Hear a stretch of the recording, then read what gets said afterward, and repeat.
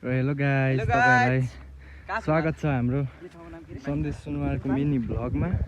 र अहिले हामी जाँदै छौं हाम्रो डेस्टिनेसन। अझै पनि आइसकेको छैन र तपाईहरुले भ्यू देख्न सक्नुहुन्छ। अहिले चाहिँ हामी सिम्पानीमा छौं र हाम्रो 5 थरबाट एकजना हाम्रो भाइ आएको छ र उसलाई हामी घुमाउनको लागि सिम्पानी स्वामी पार्क लाँदैछौँ। र हामी देख्न सक्नुहुन्छ 3 जना अगाडि र म चाहिँ भ्लग बनाउँदै पछि हिँड्दैछु।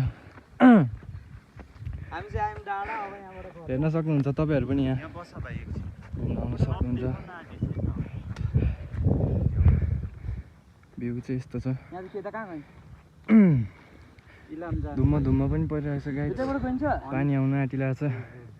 छिटो घुमेर घर पनि जानुपर्ने हुन्छ।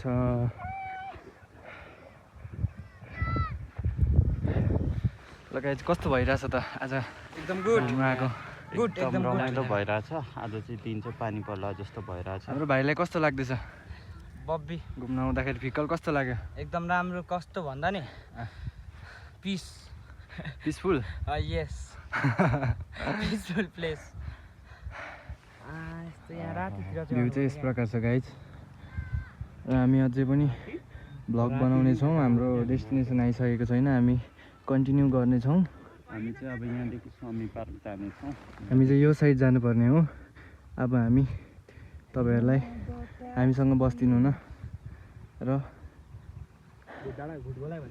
यसरी नै भ्यूहरूको दृश्यहरूको मजा लिइदिनु होला भन्दै अब